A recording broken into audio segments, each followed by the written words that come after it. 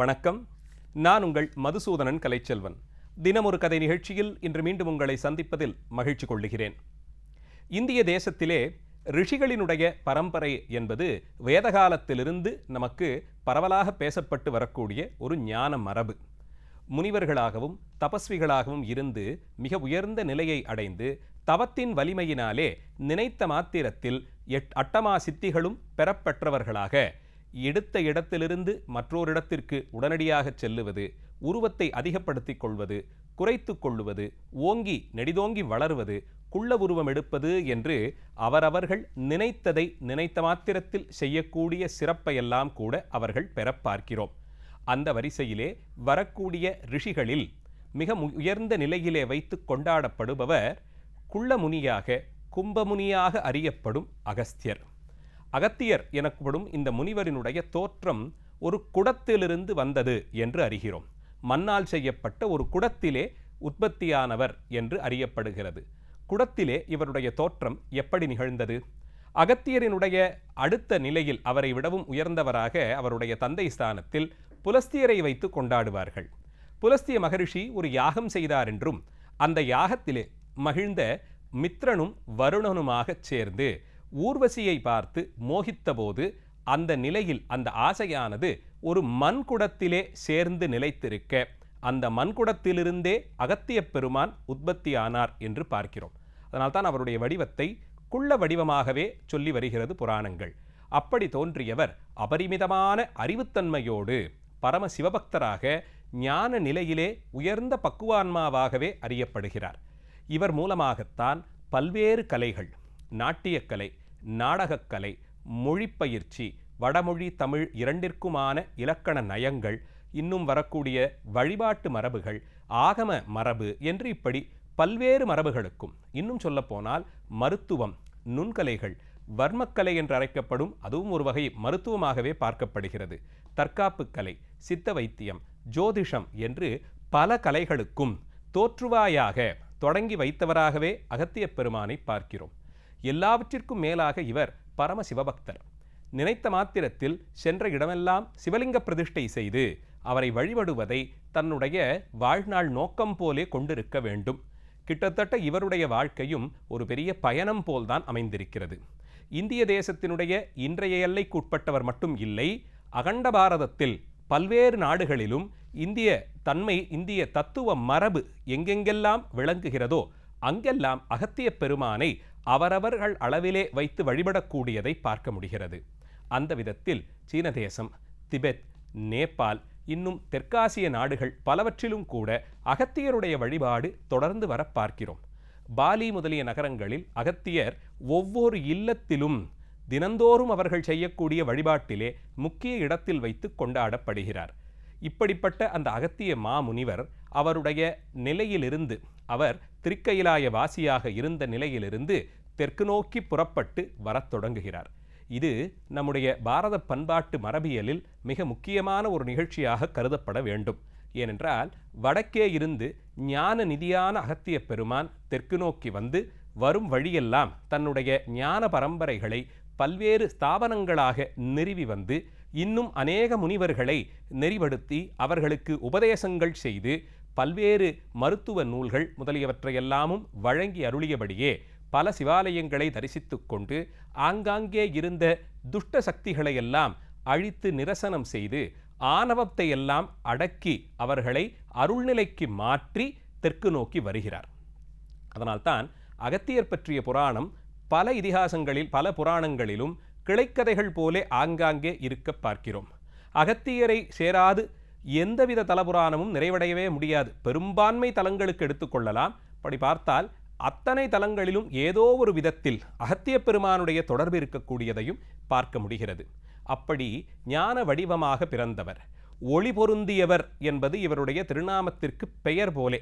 இவரை அஜர் என்றும் அஜஹ என்றெல்லாம் கம்போடியா முதலிய தேசங்களிலே அழைக்கிறார்கள்.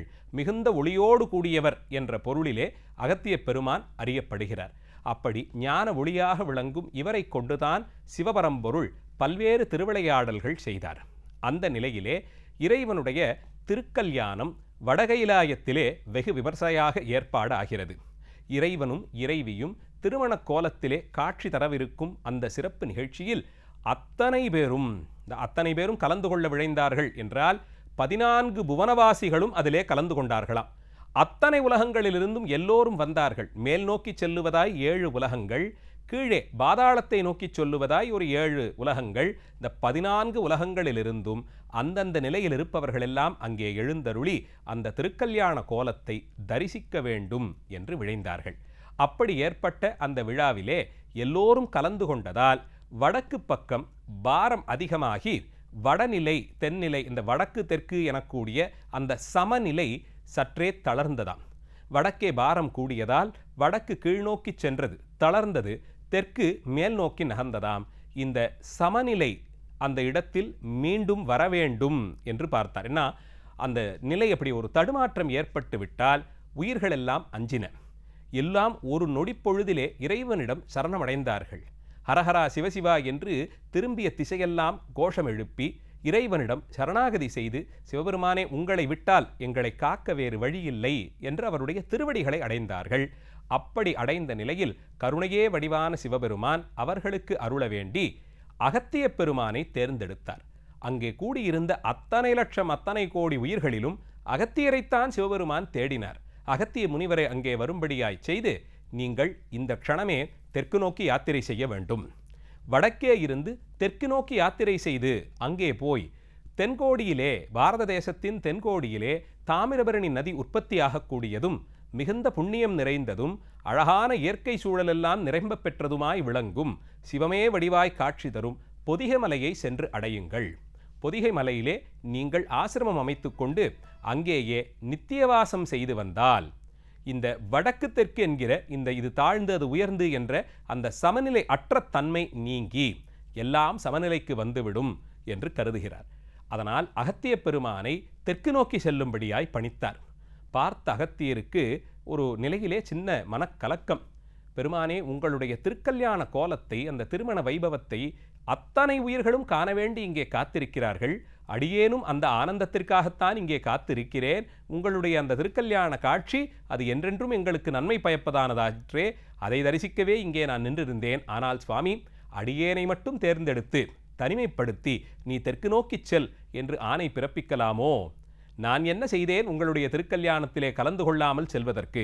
அடியேனுக்கு மட்டும் அந்த கல்யாண காட்சி ஏன் கிடைக்காமல் போக வேண்டும்? இறைவா, நீங்கள் திருவுள்ளம் பற்றி அருள வேண்டும் என்று வேண்டி கேட்டுக்கொண்டார். உண்மைதானே? பெருமானுடைய திருக்கல்யாணத்தை காண வேண்டி எல்லோரும் ஆவலாய் கூடியிருக்க அது அகத்தியருக்கு மட்டும் வாய்க்காமல் போனால் அவர் வருத்தமடையவத்தானே செய்வார். அதனால் அப்படியே இறைவனிடம் விண்ணப்பம் வைக்கிறார். சுவாமி, இந்த நிலையிலே அடியேனை விட்டு விடாது, அடியேனுக்கும் அந்த திருக்கல்யாண காட்சி காணும்படியாய் அருள வேண்டும், நம்மை இங்கிருந்து இப்படி அனுப்பலாமோ என்று விண்ணப்பம் வைக்க மனமிறங்கி வந்தானாம் கருணை கடலான சிவபெருமான். அகத்தியரே, இங்கே கூடியிருப்பவர்கள் எல்லோருக்கும் ஒரு முறைத்தான் அந்த திருக்கல்யாண காட்சி அவர்கள் கண்ணுக்கு புலப்படும். ஆனால் உலக நன்மைக்காக வேண்டி நீங்கள் இந்த ஆனந்தத்திலிருந்து நீங்கி தெற்கு நோக்கிச் சென்று, நம்மையெல்லாம் பிரிந்து தெற்கு நோக்கிச் சென்று பொதிகமலை யாத்திரை செய்ய இருக்கிறீர்களே, அதற்காக வேண்டி நீங்கள் எந்தெந்த தலத்திலெல்லாம் நம்முடைய திருக்கல்யாணத்தை தரிசிக்க வேண்டும் என்று ஆசைப்படுகிறீர்களோ, எங்கெல்லாம் அந்த எண்ணம் எழுகிறதோ அங்கெல்லாம் நாம் உனக்கு அந்த திருக்கல்யாண கோலத்தை காட்சி தருகிறோம் என்று அருளி செய்கிறார். கேட்ட அகத்தியருக்கு ஆனந்த கண்ணீர் பெருக்கெடுத்ததாம். பெருமானே, உங்கள் கருணைக்கு ஏது ஈடு? ஒரு முறை காண கிடைத்த அந்த திருக்கல்யாண காட்சியை இனி நினைத்த நேரமெல்லாம் அடியேன் பார்க்கும்படியாய் அருளினீர்களே, உங்கள் ஆணையின்படி இப்போதே அடியேன் புறப்படுகிறேன். தெற்கு நோக்கி சென்று அங்கே பொதிகை மலையிலே இருந்து உங்களையே எப்போதும் வணங்கியிருக்கும் நிலையிலே அடியேனை வைக்க வேண்டும் என்று வேண்டி கேட்டுக்கொண்டார். அகத்தியரையும் சிரஞ்சீவி போலே கருதுவது உண்டு. இன்று வரையிலும் கூட பொதிகை மலையிலே தென்கோடியில் அகத்திய மலை என்றழைக்கப்படும் பகுதி, அது இந்த காட்டு பாதுகாப்பு அமைப்பு அதற்கு கீழே இருக்கிறது. அது பாதுகாக்கப்பட்ட வனப்பகுதி. அந்த வனாந்திரத்திலே அனுமதி பெற்றுக்கொண்டு, அரசனுடைய அனுமதி பெற்றுக்கொண்டு காடும் மலையும் கடந்து நடந்து மலையேறி சென்றால் அகத்தியர் அங்கே வாழ்ந்ததாக சொல்லப்படும் தடங்களும் இடங்களும் இருக்க பார்க்கிறோம். அகத்தியாசிரமமாகவே அந்த இடத்தை பாவித்து அங்கே அகத்திய முனிவர் நாடி வரும் அடியவர்களுக்கு இன்றும் அருள் வழங்குகிறார் என்ற நினைப்போடு வைத்திருக்கிறார்கள். அப்படிப்பட்ட இடம்தான் பொதிகை மலையிலே நாம் பார்க்கக்கூடிய அகத்தியர் மலையும் இந்த அகத்தியர் கூடமும். இது இப்படித்தான் இறைவனுடைய ஆணைக்கு இணங்க அகத்திய பெருமான் தெற்கு நோக்கி நடந்து வந்தார். வரும் வழியில்தான் எத்தனை எத்தனை சுவாரஸ்யமான சம்பவங்கள். ஒரு நிலையிலும் பல இடங்களில் அகத்திய பெருமானை எதிர்த்த சில சக்திகளும் அவரோடு இணக்கமாய் சென்று சில சக்திகளும் அகத்தியரினுடைய அருளுக்கு பாத்திரமானார்கள் என்று பார்க்கிறோம். எதிர்த்தவர்களையும் அவர்களுடைய ஆணவத்தன்மையை நீக்கி அருளி தடுத்தாட்கொண்டார். அவரை அணுகிச் சென்றவர்களுக்கு நல்ல உபதேசங்களை சொல்லி அவர்களை நெறிப்படுத்தி அழைத்து வந்தார். உதாரணத்திற்கு ராமனுடைய காலத்தில் ராமன் இந்த வனவாசத்தை மேற்கொண்டு சீதை இலக்குமணனோடு யாத்திரையாக வந்தபோது அகத்தியாசிரமத்தை சென்று அடைகிறார். தண்டகாரண்யத்தின் ஒரு பகுதியாக அகத்தியாசிரமம் இருந்ததாம். இன்னைக்கும் இந்தியாவில் இருக்கக்கூடிய புனித தலங்களை எடுத்துக்கொண்டால் பல புண்ணிய நதியின் கரைகளிலே அகத்திய பெருமானுக்கு ஒரு ஆசிரமம் இருந்ததாக அறியப்படுகிறது. அந்த விதத்தில் பாரதத்தினுடைய நடுப்பகுதியாக இருக்கும் மத்திய பிரதேசத்தில் ஒன்றிற்கும் மேற்பட்ட நதிக்கரைகளில், கோதாவரி நதிக்கரைகளிலேயே 1-2 இடங்களிலே அகத்தியருடைய ஆசிரமம் அங்கே இருந்ததாக அறியப்படுகிறது. நாசிக் நகரத்தை அடுத்த ஒரு இடத்திலும் அகத்தியருக்கு ஆசிரமம் இருப்பதாகவே அவர்கள் கருதி அந்த ஆசிரமம் போன்ற அமைப்பு, கோயில், அங்கே அகத்திய பெருமானுடைய திருவுருவச் சிலையை வைத்து வழிபடுவது எல்லாம் இருக்க பார்க்கிறோம். அதனால்தான் ராமாயணத்தில் கூட தண்டகாரண்யத்திற்கு ராமன் வந்தபோது அங்கே இருந்த எல்லா முனிவர்களும் ராமனை பார்க்க வேண்டும் என்று ஆசையோடு போய் தாங்கள் படக்கூடிய துயரங்களையெல்லாம் எடுத்துச் சொன்னார்கள். ஆனால் அத்தனை முனிவர்களுக்குள்ளேயும் ராமன் தான் சென்று ஒரு முனிவரை பார்க்க வேண்டும் என்று ஆசைப்பட்டான். அது அகத்திய பெருமானை மட்டும்தான். அகத்தியர் இருப்பிடம் தேடி ராமன் சென்றான். சென்ற ராமனுக்கு அருள் வழங்கும் விதமாக ஆதித்ய ஹிருதய மகாமந்திரத்தை உபதேசம் செய்து வைத்து, இந்த யுத்தத்திலே நீ ராவணனை வெல்வதற்கும் துஷ்டசக்திகளை அழிப்பதற்கும் உன்னுடைய குல முதல்வனாய் விளங்கும் சூரிய கடவுள் உனக்கு துணையாக இருக்கட்டும் என்று ஆசீர்வதித்தார் என்று பார்க்கிறோம். அந்தபடிக்கு தேவர்கள், தெய்வ வடிவங்கள் கொண்டவர்கள் எல்லோருக்கும் அருள் தந்த சிறப்பு அகத்திய பெருமானுக்கு உண்டு. அப்படி அவர் பல தேசங்களையும் கடந்து வந்து இன்றைக்கு கர்நாடக பகுதியை அடைந்து அங்கே வாதாபி நகரமாய் இருக்கக்கூடிய பகுதியில் வாதாபி வில்வலன் என்று இருந்த 2 அசுர சகோதரர்களையும் அழித்து அவர்களையும் நெறிப்படுத்தி அதற்கும் மேலே தென்னகம் நோக்கி வந்து மதுரை எம்பதியிலே அங்கே கதம்பவனத்திற்கு நடுவே மூலலிங்கமாய் விளங்கும் சொக்கநாத பெருமானை தான் வழிபட்டு இந்திரனுக்கு அந்த பெருமானுடைய திருவுருவை காண்பித்து கொடுத்து இந்திரன் அவரை நெறிபடி முறைப்படி வழிபடும் விதத்திலே இருத்தி ஆகம உபதேசங்களையெல்லாம் செய்து வைத்து தெற்கு நோக்கி நடந்து போய் தாமிரபரணி நதியிலே தீர்த்தமாடி அங்கே கரையில் பல்வேறு சிவலிங்க பிரதிஷ்டைகள் செய்து பல சிவலிங்க வடிவங்களை வழிபட்டு திருக்குற்றாலம் தலத்திலே பொதிகைமலை சரிவில் நின்று தவம் செய்து சிவபூசை செய்து சிவபெருமானுடையதும் பார்வதி அம்பிகையோடு கூடிய திருக்கல்யாண கோலத்தை தரிசித்தார் என்று பார்க்கிறோம். அதன் பிறகு பொதிகைமலையிலேயே ஒரு ஆசிரமம் அமைத்து கொண்டு பெருமானுடைய கட்டளைக்கிணங்க பல்வேறு மாணவர்களுக்கும் தமிழ்மொழி இலக்கணங்களை உபதேசித்தார் என்றும் சொல்லப்படுகிறது. அந்த வரிசையில்தான் நமக்கு தமிழிலே இன்றைக்கு நமக்கு கிடைக்கக்கூடிய தொன்மையான இலக்கண நூலாய் தொல்காப்பியம் விளங்குகிறதே. அதை பாடிய தொல்காப்பியருக்கு குருநாதராக அவர் அகத்தியரை சொல்லுவதால் அகத்தியருடைய மரபு தமிழ் வடமொழி இரண்டிலும் கலந்திருக்க அந்த சிறப்பம்சத்தை பார்க்க முடிகிறது. முனிவர்களுக்குள்ளே தலைமை பொறுப்பை ஏற்றவரும் நாள்தோறும் சிவபூஜை செய்வது வருபவரும் ஆகமங்களை உபதேசித்து வரக்கூடிய நிலையிலே வைத்து வழிபடப்படுபவருமான அகத்தியரினுடைய நினைவோடு இன்றைய நிகழ்ச்சியை நிறைவு செய்கிறேன். நாளை மீண்டும் மற்றொரு கதையோடு உங்களை சந்திக்கிறேன். நன்றி, வணக்கம்.